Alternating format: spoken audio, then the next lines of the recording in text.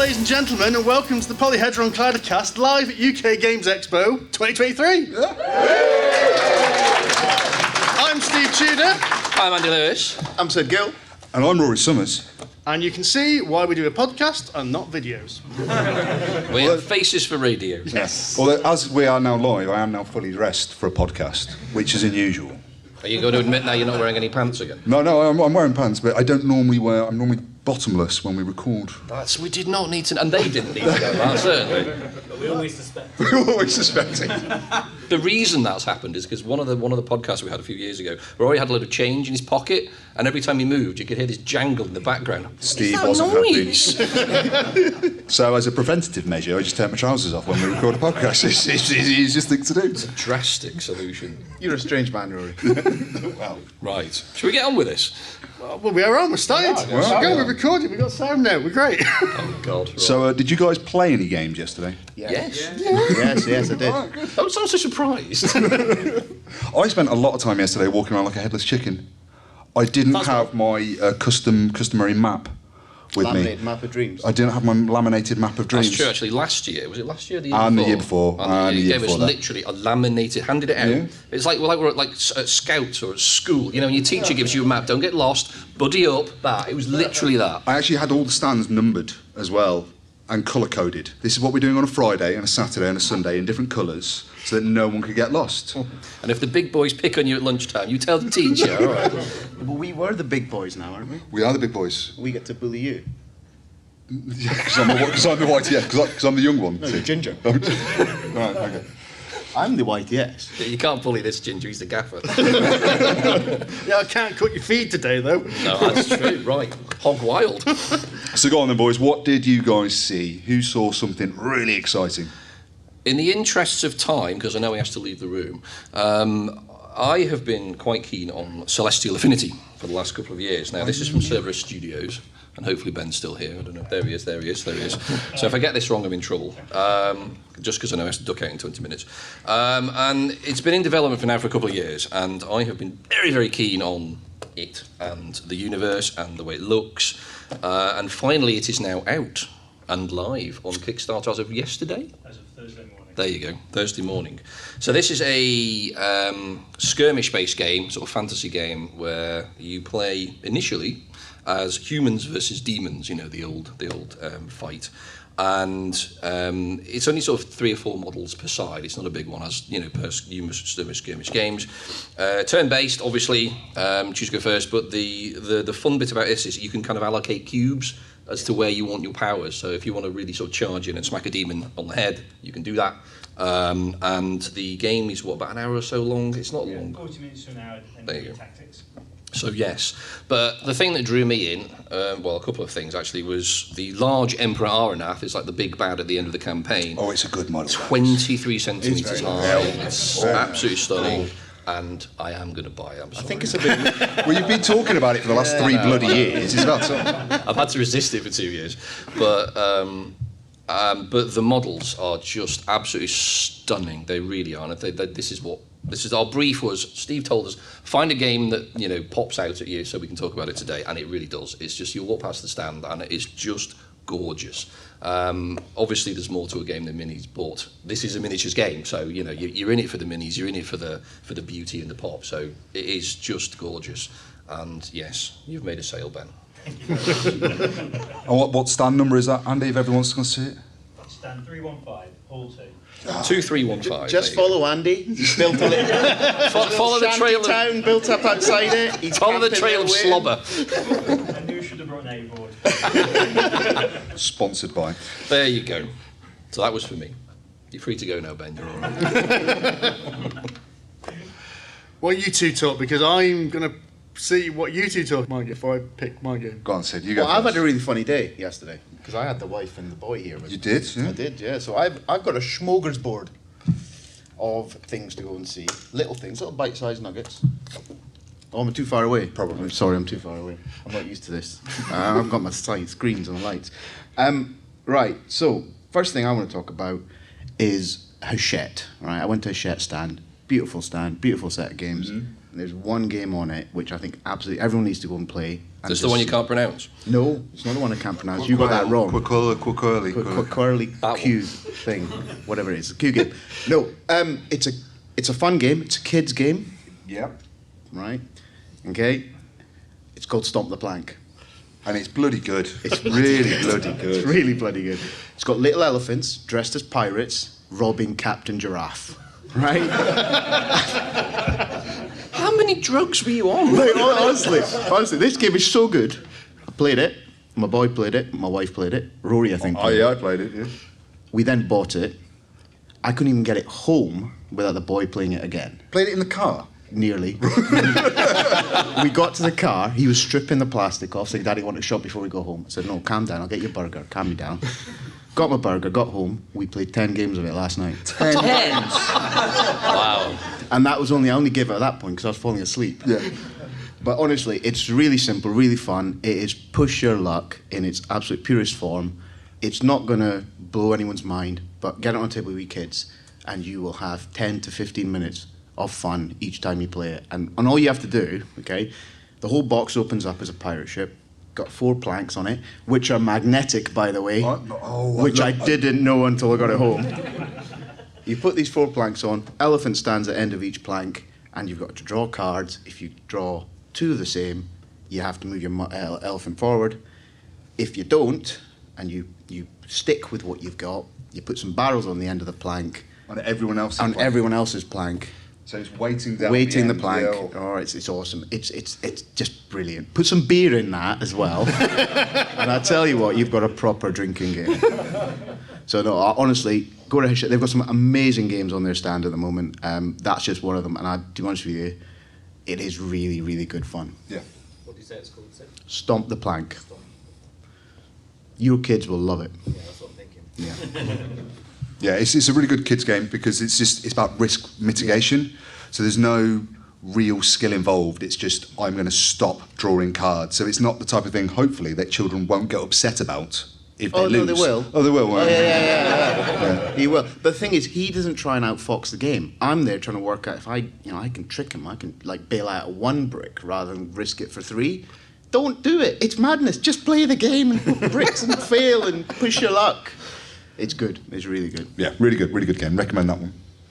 So am I going to go next? Go on. Because I don't know what I'm going to talk about. No, tonight. That's why I'm letting you go. Okay, I think I talked a lot about all the games I wanted to see in our pre-show, and I've done a lot on the socials as well. So I'm going to talk about a game that isn't on any of them. Ooh. So I'm going to talk about a game that really caught my eye yesterday, and it's Disney's animated. It's on the Funko stand, and it's not normally my affair, but it looked really pretty, and it's a Disney game. It's got some really classic Disney movies: Aladdin, Fantasia, Alice in Wonderland, and Snow White. So Sid and I sat down to play this, and it is you play the part of the animator, and you've got this little die-cut board, and you've almost like a jigsaw. You need to select the pieces to build up the background. Then you get some paint, and you put your acetate characters on it. So you've got the characters.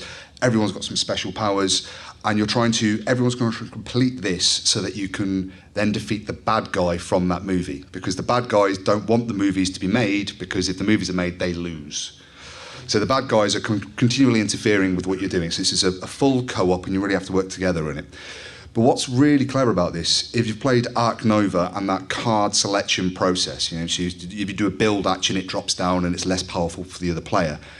By making that element a co-op, you really have to think about what you want other players to do. So it's like, do I want to do a background, or do I want to do a sound to do my special ability, which means you can then do a background at a higher level so that you can do this. By turning that competitiveness from Ark Nova into a co-op, made the interaction between the players really, really clever, really interesting, and it was brilliant. Sid and I really enjoyed it. We played half a game. We were probably going to lose. Oh yeah, we were very much going to lose. And it's not terribly heavy. If you've played Horrified, it's by the same designers. It's Prospero Hall, so it's probably a little bit more complicated than that. But the co-op interaction is very different, and it's much better, I'd say, than other co-op games that I've played. It's actually the thought process you have to go through. You have to plan 3 or 4 moves ahead between you all, and if one of you gets something wrong and then you realise you've stuffed somebody over, it's because I was selfish, and you feel a little bit guilty for it because we didn't work together, we didn't communicate enough. No, not really. no. But and it looks brilliant as well. It's really, really well, because it's a Funko Games. It's really well produced, and it's really interesting. I'd say it's go have a look. They've only got one table demoing it. It's on pre-order, but you can buy it at the expo this weekend. Get ahead of the crowd. So that's the game I think you should look at. Okay. That's Funko at 2602. Oh, I forgot to give it a Shet stand out. Have you got it written? Yeah, of course I have. Here, look here. Of course, yeah. It's Hall 2, 538. Oh, there you go. Oh, you can't hide anymore, Tudor. What you No, do? right. Well, I actually mentioned 2, so I'm going to briefly mention. Oh, of course, break his own rules. Yeah, I break my own rules. Yeah, it's my rules. He's the boss. Yeah. Well, no, I'm only going to briefly mention Tiwanaku because we mentioned it on the preview podcast, so we mentioned it in quite detail. So Tiwanaku is a game which is basically Minesweeper and Sudoku in a board game. Yeah. So it's about exploring, and then you say you want to explore certain lands, which is the Minesweeper side of it, which gets you points, and you have to get an equal spread of lands. And you want to get the crops that are on the lands, which you have to guess what number it's going to be. But you shouldn't have to guess, because you should be able to work it out in a Sudoku style, because there are set rules as to what should be where. Now, I had a demo of this yesterday morning with my wife. She scored 25 points in one round and went, "We're buying this." So, yeah. 25 points in one round, because I've been playing this in Board Game Arena, and my average score is about 27 after the entire game. Maybe we got taught the rules wrong, I don't know. Or maybe Amanda's really good. Yeah. Yeah, it might be that one. It's got pattern recognition in it, so yeah. Oh, well, there you are. Yeah. She is Rain Man for that kind of stuff. Yeah. It's playing 5 tribes with her. You put your hand towards a meeple and she goes, "What? That's a really bad move." She doesn't know where I'm going yet. There's only one place you can go, and it's a really bad move. Okay. But the other game I would talk about wasn't something on the preview, and interestingly was another French game, because Tiwanaku was French, and the other game was Fate Forge, Chronicles of Khan, which, As you can tell from my reaction, was good. Yeah. which is a dungeon crawlery app-driven kind of game, but rather than being miniatures based, it was all tokens. So Yeah. wooden tokens for all the monsters. There were dice in it, but what the dice did was you rolled the dice and they gave you your actions. So movement actions, attack actions, special actions were all based on dice. So you had limited options to what you could do, and then everything after that was deterministic. So you knew if you did an attack, it was going to do 1 damage, and you know how many hit points all the baddies have. It was app-driven quite loosely, but still required it, because the app would randomise like when the baddies would move, and would randomise the effects. 'Cause Yeah, it would like tell you one- how they would interact. They'd Yeah. interact differently every round. So similar in that way to things like Mansion of Madness or Journeys in Middle-earth, that kind of thing. But it felt a little bit, although you needed the app to run it, it still felt a bit lighter than, say, Journeys in Middle-earth did. Yeah, because those apps do quite a lot of the heavy lifting, don't they? Yeah. This was just basically pointing you in the direction of This would a say list. the guard, the lowest initiative guard, would move, Yeah. or it would attack or move, and then the dogs would attack or move. It just told you that's what they're going to do. So you just did that. It was really good. Now, the thing about it was quite quick as well. We played like one dungeon. I know, admittedly, it was the demo game, but I think we played it in, 30 minutes, including 30 the minutes, teach? including the teach. That's really yeah. good. Yeah. For a dungeon crawler. Yeah. Yeah, and then you we had an overview of the rest of the game, Yeah. all within 30 minutes. Because usually it takes about half an hour to set up a dungeon crawler. Well, yeah, I don't know how long I was going to take so because it wasn't a demo stand, so it was all good to go. Yeah. But the other thing about it was you had to work quick and think together. You rolled the dice behind the screen, so it had that bit of Gloomhaven element that you couldn't say exactly what you were going to do. So you couldn't say, "Oh, I'm definitely going to move there and attack him." You can just kind of go, "I'll sort out him over there." Don't worry about the goblin in the corner.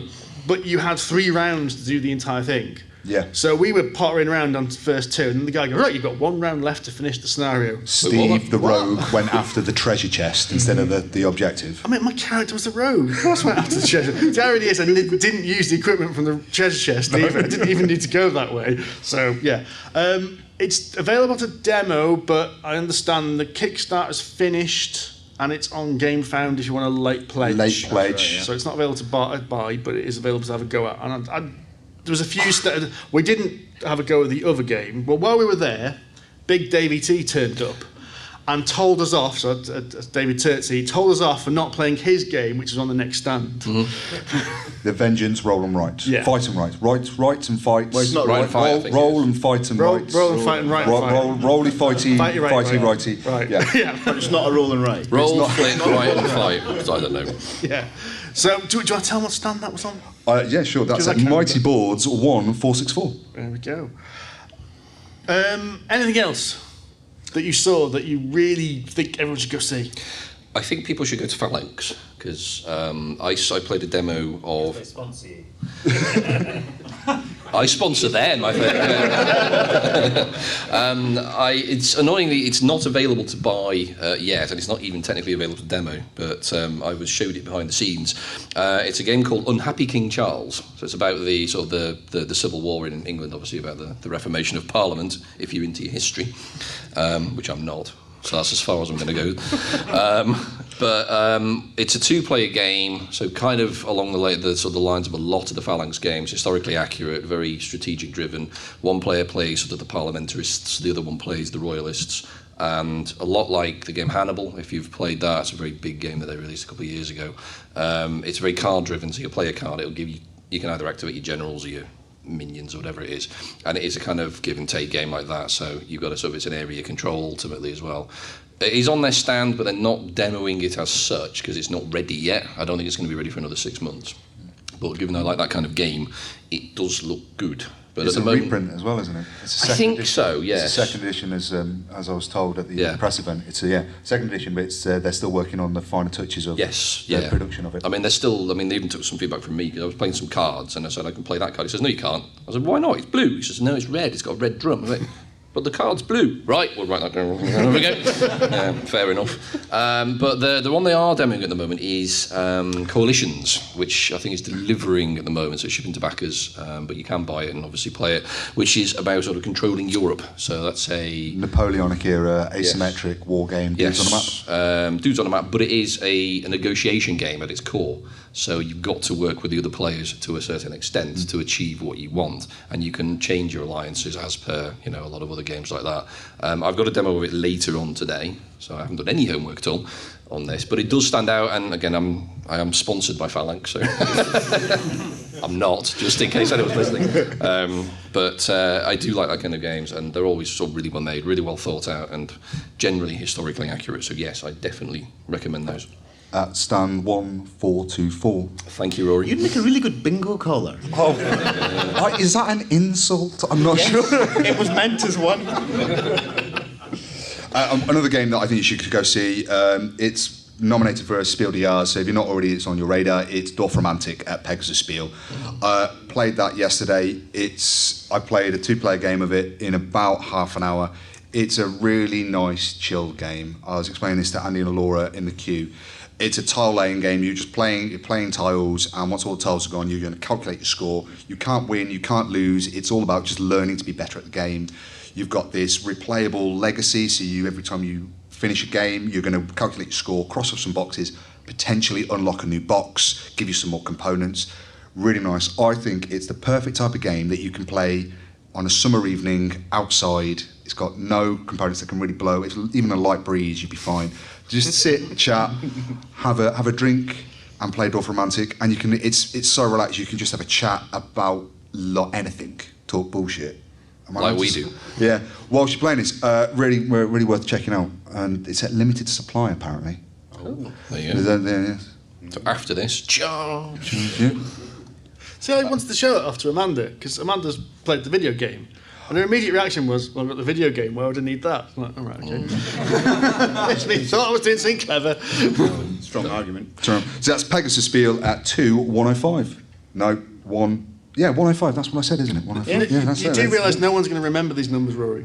No, but he's got handouts. So I've got handouts for everybody. I'm going to be at the door. See, homework. He's like a teacher.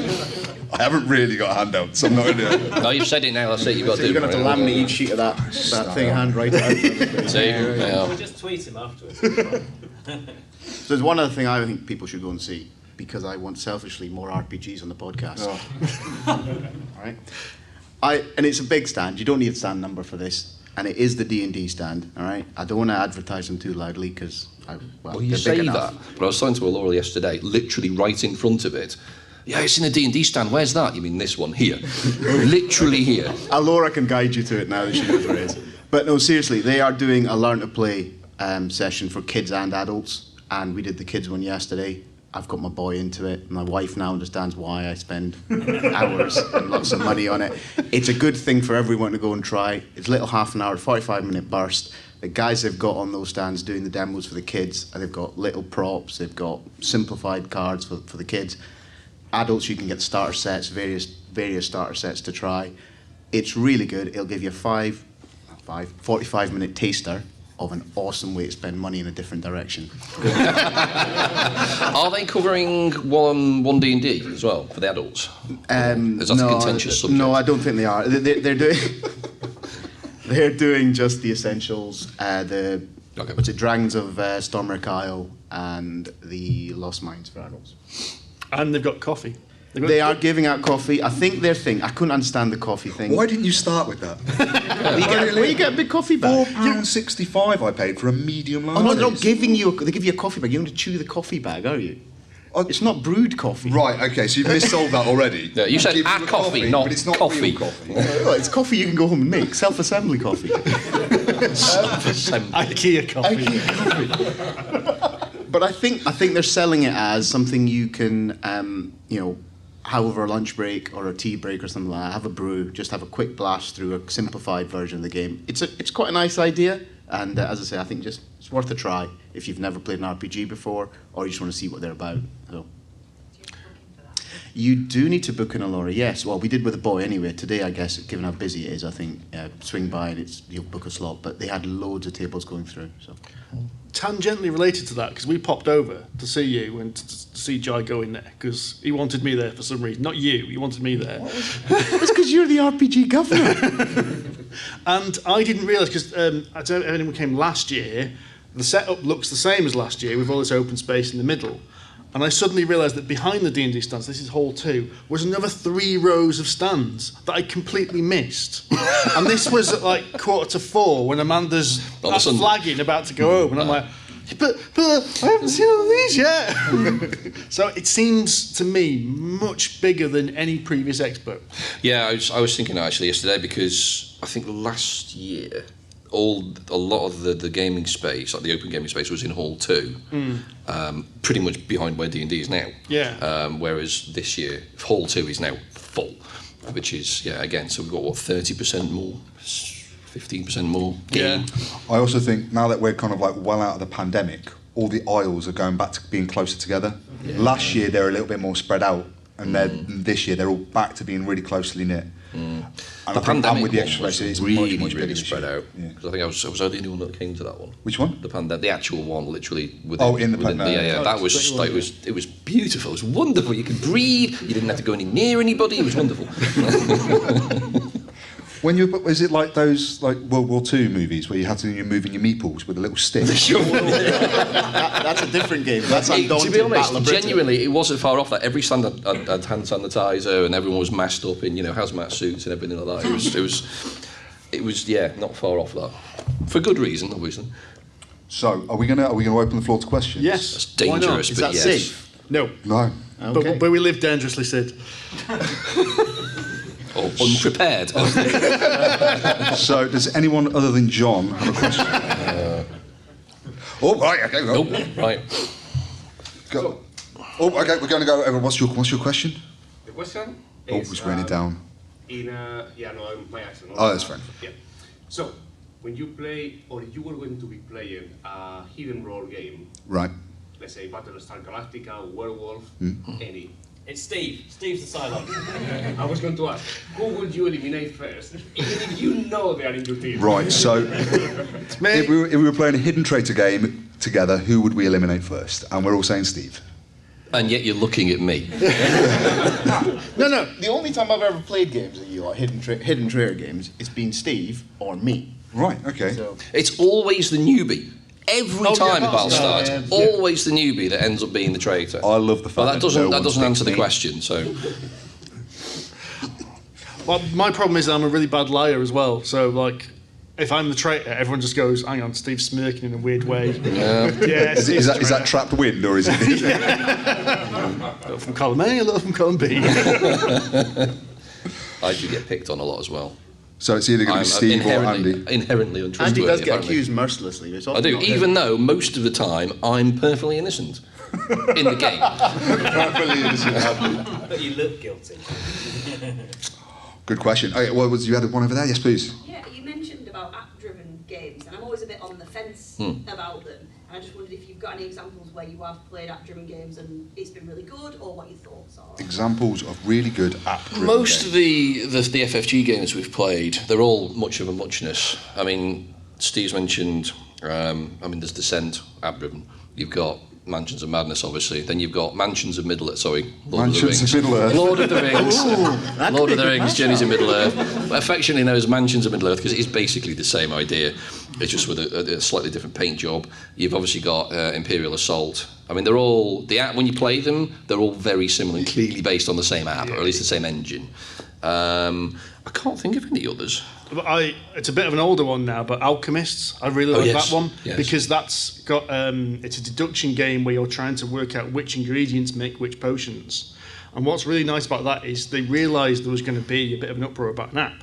So you can play it with an app, and the app works in several ways. So you can even type in the ingredients you put in, it gives you the answer, or you can even take a photograph of the ingredients that give you the answer.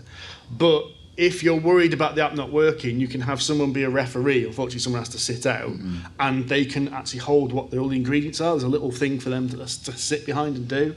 So I think that's one of the first app-driven games I ever got. I've got to admit, I understand some of the reluctance, and the ones that work the best are the ones that do something where you definitely couldn't do it by sitting there. And I thought Fate Forge, which we're talking about, had an element of that because there was a lot of stuff going on behind the scenes. The FFG, Mansions of Madness ones, you can tell there's clocks ticking in the background that you can't see, but you can understand the effects of them.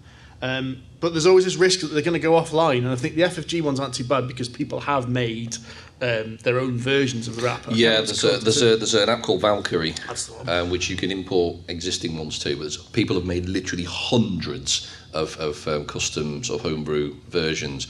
And I think one of the beauties about the FFG ones in particular, and I can definitely say about Lord of the Rings, Imperial Assault and Mansions of Madness, because there's obviously expansions that come with these games, you can tell the app which expansions you have and it will incorporate them into the existing maps, and it will monkey around with them. So you might not get the same game every time, which I think is really good. So you've got a lot of replayability. So, apart from the Innsmouth one, weirdly, it moves some of the icons around, but the map is basically fixed. But I haven't defeated it in 5 times. I just die horribly in fire, so it doesn't matter.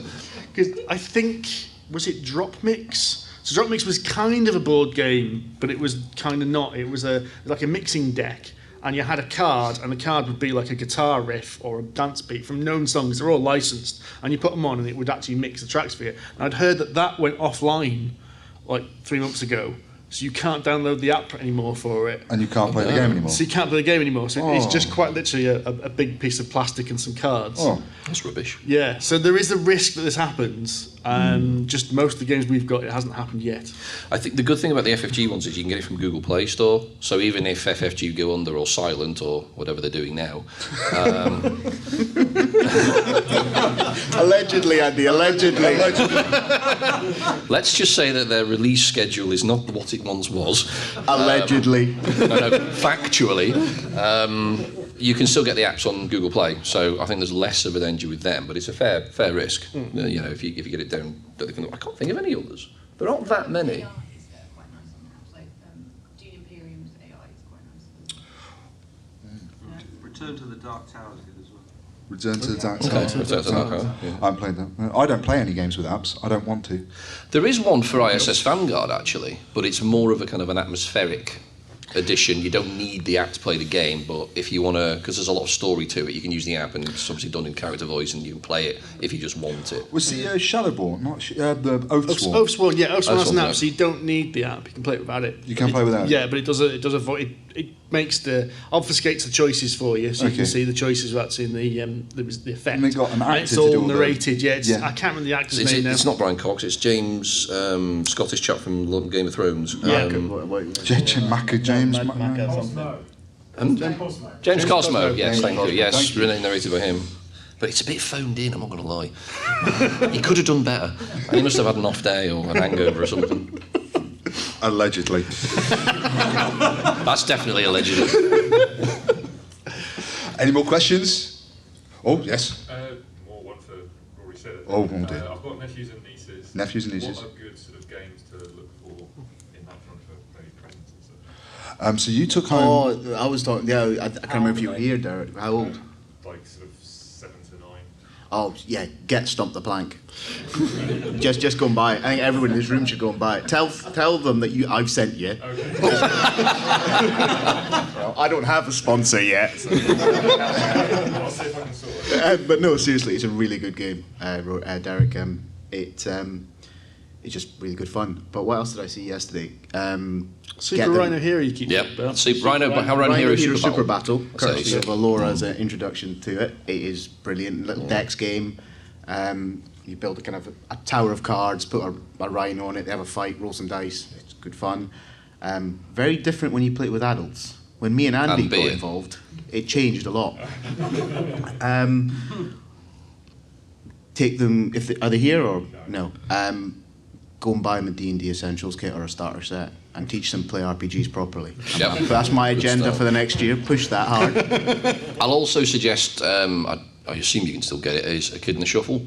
Yes, it's Yeah. here. It's Yeah, that's good. amazingly good because it's you got 12. Everyone says hedgehogs, but they're actually echidnas. I'm not going to go into why, but you just move them around because it's a really pretty game. So the kids will love it. All you're doing is moving bugs from tree stumps to wherever they're all home to tree stumps, and all the echidnas can only move in certain patterns. So it's really easy for the kids to understand. But again, it's one of these games that.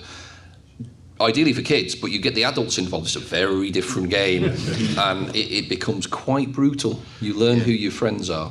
It's not me and it's not Andy. No, it's Perfect for my brother's family. it's exactly that. really cleverly done. It just works so well on 2 levels. So I got 2 recommendations for you. One is Zuli from Unfringed Games. It's like a better version of Sushi Go, and you're building a zoo. And you've got enclosure cards, and then you've got to put down animals to go in those. But the hippo has to go in has to have a sand and water enclosure that's the right size, and then there's multipliers. I played it with my 6-year-old yesterday. Forgot how old he was there, and he absolutely loved it. He was at the point of the day where he's just like, I want to go home and have some dinner. I said, let's just play this game. And he loved it, and we had to buy it. So that one. So that's Unfringed. You can get that at 1327. And they've got a promo unicorn card. If you do get a copy today, you'll get a unicorn card. And plushies as well. And then the other one I saw, haven't played yet, was Block and Chain. And that is, the box turns up into this tower, and it's like you've got tetrominos, and you're building them, but every player, you sit around the table in a 4. I want to build combinations of blocks that, at my perspective, meet these patterns. And apparently kids are really, really good at it. So it's all about, again, it's pattern recognition, pattern building, but the way you place stuff will interfere with other players, what they're trying to build, but you don't necessarily know what they're trying to build. You're really just focused on what you're trying to do. And it's got, all the pieces are made of clay, so they've got a really nice heft to them, really colourful, and it's got this kind of Lost Temples of Arnak look to it. And that was at a stand. I'm unprepared. He's stumped. Hang on. Okay. Welcome, guys. But then the other one, 2532. 2532, is pop into Bright Eye Games. You'll give me a stand number in a minute. Stand. They've got Got to Core test him Quest. now and just throw games at him. Where's this? So Core Quest, dungeon crawler for kids, art drawn by kids, brilliant fun, brilliant introduction. You can grow them into D&D then afterwards. Other someone who doesn't RPGs like- are available. For someone who doesn't like D&D, you're very keen on getting people into it. It's a gateway drug. Allegedly. But yeah, they've got the new Kickstarter coming out for that as well, which is Keep on Questing, which is putting a campaign mode in so you can grow your characters, level your characters up. That's a great game. Nice and short, about 1 hour as well. It's really good. That's it, stand 1532. quizzing people on the way out. Any more questions? Are there games that are converting you to the type of game you don't like? Oh, that's a good question. Are there types of games that are converting us to games we don't like? I'm repeating the question we don't like so them. that on the podcast it makes sense. We don't like them. No. It's a good question. Types of games. I tell you, Actually, yes. Example, actually, literally on Thursday night when we did the preview, we're generally not party gamers. I'm sure that's pretty well known. I was about to say the exact same thing. And I got talking to Bez on Thursday night, and obviously he does lots and lots of party games, very silly games that he does, and he does them very, very well. So usually, I mean, he knows full well that we're not really that keen on party games. But he introduced me to a new game he's producing right now. It's basically a bidding game. So you all bid to be the auctioneer, and if you're the auctioneer, you get everybody's money. So it's not unlike something like, say, Suburbia or Castles of Ludwig, where everyone pays the auctioneer every round, and it changes. Obviously, a very slightly different mechanic, but you're bidding to obviously take cards and bid cards, but if one of you is the auctioneer, you get everybody's money. I haven't played it yet, but from what he told me, I'm like, that sounds pretty good. Maybe I'm being converted. The same as well, yeah. Is it good? Yeah, there you go. It's a game about winning auctioning cubes. That's it. Winning an auction to be the auctioneer. So you have to auction to auction. Yeah. I like that already. There you go. See? That's Stuff by Bez, 1T11. Also, not a big fan of party games, but I recently played Phantom Inc. from Alley Cat Games, and it is just bloody good fun. Really good fun. So in this, it is that you're in teams. You're trying to. You've got two spirits, and you collectively decide on one word from this card of 6, and there's a huge deck, and they're really, really random things, really like nouns. It could be a kite, it could be cloud, it could be saucepan. It's like a cross between Mysterium and Decrypto and a little bit of Codenames. A little bit of Codenames. Yeah. And then the players, the people, the psychics, they're asking questions, but you don't get to ask any question you like. You've got a hand of 7 cards, and you pick 2 cards with questions on them. You hand those over to your spirit. They pick one of them to answer. They give you the one they're going to answer back, and then they start writing the answer down one letter at a time. So you have to try and stop them writing too much of the answer to give away to the opposing team what it is. So a good example of this is if you ask, what colour is it? Right? What colour is the question? They go, right, it's red. So they start writing red. So they do so I play with 6-year-olds all the time. Right? It's good with numbers, not so good with letters. So you obviously say stop because you know they're about to write red, but your opponents, because they can see all of the answers, they can't see the questions, and they know it's the same word. So they've written R. You know this thing is red, so it could now be a letterbox, a telephone box. It could be anything that you know is categorically always red. Your opponents have just got, well, it's something that begins with R. Another question could be, who at the table hates this thing? So an R could be Rory. Again, they don't have any idea what the question.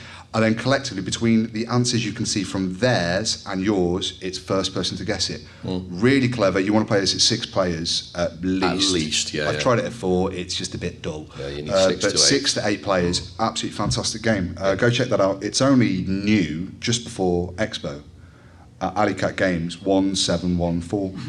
There you go. I can't believe how much giggling this get with me reading out numbers. Letters. Any more questions? Hello? Have you selected your competition? Have we selected our competition mini? This was a conversation we had this morning. We haven't yet. There are plenty of contenders, but we haven't had a chance to actually sort of scout around. I've thrown in a few, including Celestial Affinity, actually, but we haven't yet made a decision. Yeah. Andy did suggest something with feathers. At which point we all told him to go away. Including me. If I looked at one this morning with feathers on, I went, no, feathers are too hard, I can't do that. So I do think we should do a sci-fi type thing this year. I really like Sid's suggestion of a fixed palette. Oh. Yeah, so, we're going to rallycross with this. I don't like that idea. I'll pick the colours. What, from the Dulux chart? Apple mist. Clouded pearl, yeah, right. Dusky blue. No, I like that. I like Sid's idea. That assumes we can all mix colours and understand what colours we're going to get out of it, and we can't do that.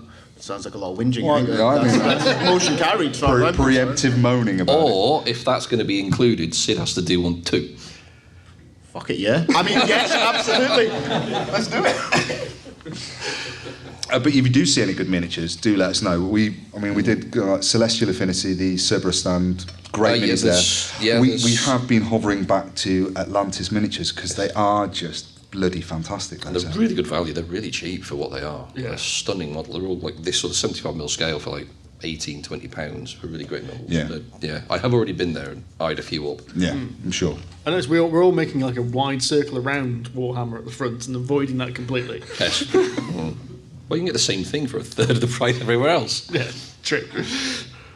But I was told that last year by, I think it was Blue Giant Studios, it's now Atlantis Miniatures. There was like a giant, full scale sort of thing this size. And I was talking to a chap next to me, and he literally come from the Games Workshop stand and said there's something almost the same as that one on Games Workshop for 90 quid. It was 23 at Atlantis, so that gives you an idea of just how much the markup is. Any more questions? Oh, yes, please, sir. Have you privileged guys managed to play Lorcana? And if you have, is it worth what looks like an hour's queue? Have we played Lorcana? So that's the new Disney Lorcana at Ravensburg. Magic Gathering in Disney skin. We have not played it. My wife was like, wanted to play it, but as you said, the queue was it was terrifying. Ridiculous, yeah. I was trying to get my wife to completely ignore it as well, but she was like, "But it's Disney, it's collectible, and it's Disney, and it's like magic." And I was like, "Yes, that's a whole." And for that reason, I'm not interested because I don't give two hoots about Disney. I think if you like magic, yes, and you like Disney, yes. But would I wait an hour and a half or whatever it is? Yeah. No. It wasn't at the press previews. The first we knew it was here was yesterday, so there was no advance notice. See, the first I knew it was here was when I saw a huge queue, which I assumed was for the coffee. I was just walking, what are all these people queuing for? And then it was this Disney that Yeah, some of those cards, they did, I've heard that they did like some Disney show, like the equivalent of this, of Expo, but Disney, and they were giving away starter sets for that Lorcana there, but they were that show exclusive.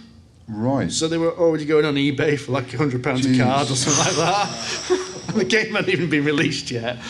It's good promotion for them, I guess. Well, I mean, Disney's a whole other thing. I mean, we went last year with Sid's kids and some of my friends' kids, and there is a shop which is just limited edition stuff that you have to book in. You have to book in to go into a shop? Yeah. Just to buy the limited edition stuff. And there was a massive queue outside. It's like the queue outside for just that game to go into one shop that only sold limited edition stuff. It was terrifying. Yeah, I'm not interested. Yeah. But it's good fun though. You stand outside and you annoy the people that are going in and tell them they're buying tat. It's all made in China, mate. So it's all cheap tat. Not the same as it used to be. No, okay, but I do think I do want to try this. Have a look at this. So I might see if I can wangle my way into the expo hall early tomorrow. Ooh.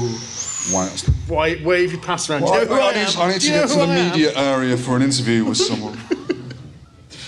And see what I do. But if I do manage to get a look at it, it will be up on the socials, so you'll know what I think. I'm kind of hoping you're going to say, no, don't bother, it's rubbish. I can say it for you now. I can tell you that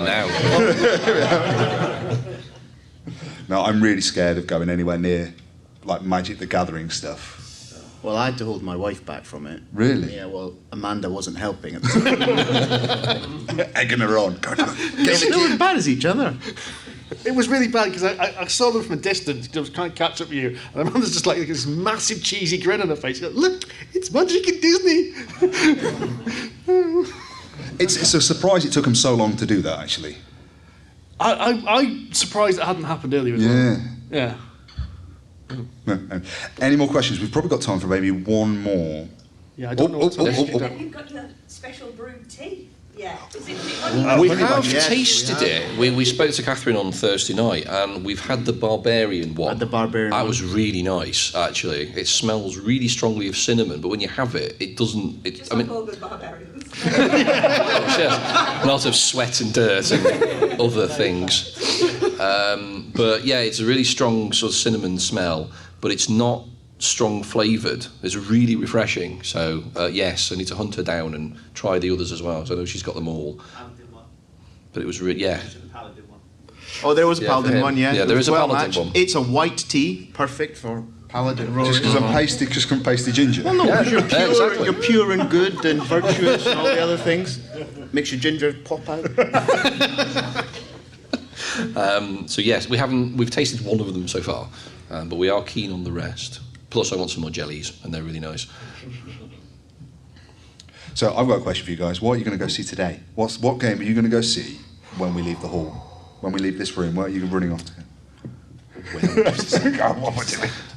I got a photograph of it. I can never remember the name of it. It was one we saw at press preview, and it sounded a PHC game. A PHC game. Oh, it's the riches to goods, goods to riches on Aries Games Yes. stand 1. I don't know it. I don't really know it. So Aries Games I want to go see because I didn't see the War of the Ring card game last year, and I want to give that a go. Now, the original game was a normal competitive game. They're bringing out an expansion which makes it cooperative. So I wanted to go look at that anyway, but yes, it was called The Rich and the Good. And it's a game in which you are Victorian millionaires, obviously trying to get as much money as you can. But, you know, you've also got to do things, you know, like build hospitals and, you know, orphanages and things like that. So you have to give money to charity. And whoever has the most money wins, but whoever gives the least money to charity is out of the game, regardless of how much money they've made. Oh, okay. And apparently it's quite cutthroat. There's it's an economic manipulation game as well. So you're investing in stocks, but each player can manipulate how valuable the stocks are. So you can have loads of cotton, and then I can tank the cotton industry. So all of your cotton is now worthless. They're basically saying how the guys were demoing it, saying they played a game to learn for the demoing, and saying like, you know, one person was desperately trying to tank the wheat, but then someone else just kept buying it, so he kept bouncing up, and he just kept seeing his profits just going, just dribbling away as everyone else kept buying the wheat that he was trying to tank. Yeah. And what stands this on, Rory? Yeah. Aries Games, they said they wanted to film us playing it because they think we will be particularly nasty to each other. They are entirely correct. Challenge accepted, I think. So that's at Aries Games, 1514. Okay. I'm quite keen on seeing, oddly, Jerusalem, which is, I think, the only Euro I've seen so far at this entire convention. At least on Thursday night when we saw the previews, I'm sure there are others. But it's, theme aside, it's about families, weirdly, visiting or trying to see Big JC at the Last Supper. And, or at least because it's obviously the final sort of time that they might see him. And you're trying to sort of vie for attention. But it's a deck building worker placement, so not unlike Dune Imperium. But it is a Euro, so I'm quite keen to see that. I haven't played it yet, but it does look like a Euro. It's very weird, isn't it? Because it does look like a really interesting game. You can see like all the all the components, which you know is going to fit together into an interesting mechanical game. And yet I've got no interest in the theme. I agree entirely. I don't care about the theme. It's just a weird choice. And you've done it, guys. I have no idea who the publisher is, so I don't know what stand it is. Yes! It's actually on Cosmos. All right, okay, in which case Cosmos. it's 1602. There you go. Thank you very much. I want to play a skirmish game. So I'm looking for some friends to take me and play a skirmish game. Celestial Affinity. Could do that, but well, Steve. Actually, what's that Aries one we saw on Thursday night? The one you get in the box that we're trying to get Steve to buy. Apex Legends. That's the one. Apex Legends. There you go. So it's either going to be Apex Legends or I might have to go and try Warhammer. Because there's too many people telling me to go and try. Are you going to pop your Warhammer cherry? No, I'm just going to get angry at it and then confirm why I don't like it. But it helps to be in the game to be then. Fair enough. What's the word? Politely poking with knowledge. Yeah, no. Yeah. I'm going to go see Beast. Oh. That's the one I really want to see. I said we all do. That was really. the one when I realised that there's like a whole another 3 rows of stands. Yeah. Because I suddenly went, oh God, Beast, which we saw at the preview, it looks beautiful. Yeah. And then suddenly realised it's way up at the other end of the whole too. It is really far away. Yeah. Yeah, it's about as far away as it can be on stand 21169. Well, I think our time is about to be up. Right, unless anyone has one more question. One burning question? No? Not a quick one. Yeah, I got one. At what point is bling for games, too much bling? Never. At what Never. point is bling too Never. I think it Too depends much who you ask. bling. For me, it's as soon as you call it bling. I think it depends on how it's done and what it is and what it's for. Because I don't mind a bit of bling, but most of the bling I buy, as much as I love it, I'm going in with my eyes open and I'm actively saying, yes, I'm happy with that. I think if you're just blinging a game for the sake of it, I don't think that's right. Because, I mean, we can come back to... what was that game with the Three Little Pigs? Yeah, the Three Little Pigs one by Druid City. That we all thought was just unnecessary. Grim Forest. Grim Forest, that's the one, thank you. Because it just offered nothing. You know, I mean, if you're buying a game with miniatures in it, you're kind of okay with it because that's, you know, you're going with your eyes open, you're accepting that that's the kind of game it is. But if someone's just chucking in miniatures that are literally nothing to the game, personally, I think that's probably a bit too far. I do love bling in a game though, but I only do it, it's like I love the games I love. So I've talked about my love for Seven Wonders Duel. I bought a really fancy wooden box insert for it, and I bought all the metal coins and I bought all the components, and it's just, I love that game, and I'm always going to have it on my shelf. I'm never going to get rid of that game, and I want it to be the best possible quality it is. Same with like Root. I love Roots, so I've got the playmats, I've got the folded space box insert, and I quite enjoy that process of, I haven't played this game for a while, I get it back to the table, I remember I love this game, I'm always going to keep it, and then I can go treat myself to an expansion or a bit of bling, so next time I come it back to the table, because you know, we have quite big games collections, you don't play the same game over and over, so when it comes back to the table you go, I remember I spent this money and got these nice gold coins, and it just makes the game, a game that you love, so much more richer. I mean, I'm a big fan of obviously the Lacerda Eagle Griffin games. I mean, they are not cheap, there's no two ways about it, but they are so nicely produced. Could it be done cheaper? Certainly, of course it could. But I think it does add, as Roy says, I think it just adds something to the experience that you've got a really nice, decent card stock, thick tokens. Good a game if it wasn't. I don't think it'd be as, I mean, mechanically, of course it would be, yes. But would it be as good an experience? I don't know. I don't find them too overproduced, the Lacerda ones. No, this is the thing. I think it is overproduced, but it's not it doesn't massively feel over. it. Yeah, it doesn't feel it. It's stealthy overproduced. Yeah. It hooks you in. It's nice. What was the one we played at in Leamington in the game shop? Reckoners. That was one where that felt overproduced for the sake of overproducedness. Yeah. That was too much. That was everything was in like dice. What that Game trays. Game trays. That's it. Everything was in game trays, but I mean everything. The boards were in game trays. So boards that had like could have been just a simple line on the board that you moved the counter down was a stepped thing at different heights of cardboard with a slot in so the piece could never fall out. And that felt overproduced because the game was pretty average, and so the overproducedness really shone then. Yeah. Because it was the game it was a dice game. There were some miniatures in there for the heroes because it was based on the IP, the Brandon Sanderson IP, and it was like I would have been okay with just the miniatures. Yeah. Then everything, there was a lot of plastic, and then a lot of empty space in the box. It made the box a lot bigger to store all of this plastic. It also made it bigger on the table as well, unnecessarily. Oh yeah, we couldn't fit it on the table, could we? No, it was really silly. I don't know, is it arguable to say that we could, if it's a really good game, like the Lacerda ones, for example, maybe the bling is actually fine because you're kind of cool with a good game, whereas Reckoners wasn't that good a game, and therefore the bling wasn't That's what I'm saying. definitely necessary. Love the games you love, you know, like Zolkin. I love Zolkin, and I'm quite happy to go and buy some really nice crystal skulls. I'm really happy to go buy some nice corn, and some really nice, like instead of the little pawns, little meeples that are in different shapes, different Aztec shapes, because I love that game, and it makes playing it richer. So which version of Tuanku did you buy then? I just bought the base set, the retail version, because I didn't think. Well, partly I didn't want to spend the money. I wanted to spend the money elsewhere. So I also that was like wooden tiles and screen printed meeples and things like that. And that was enough for me to go. It's a lovely game, but I didn't think they added anything enough to that, so I didn't get the extra stuff. And it's a beautiful game anyway. It's a really nice game. Really nice pastel colours, really nice graphic design, and then you've got this weird contraption that you use to do the hidden information. The wheel is fantastic. Fantastic piece of engineering, that is. Yeah. Really good. Upgrade for that, you get another 30 scenarios. You get 10 more scenarios. Yeah, so it's 30 in the base box and you get 40 in the Kickstarter.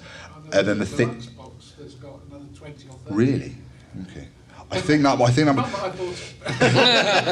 I think with Tuanaku, I think if you just had the base 30 or 20 scenarios, it is enough. You are never going to be able to memorise all of them. It's going to keep you going for years, those 20 scenarios. But yeah. Right, which draws to a close, folks. Okay. Before we get kicked out. Yeah. Thank you very much for coming along. Thank you. We'll be here all weekend. We've been Polyhedron Collider. Follow us on. I forget what I died on. Yeah, you did. Board Game Geek Guild 2726. Yeah, thank you very much, guys. Thank you. Pleasure. Enjoy the rest of the show.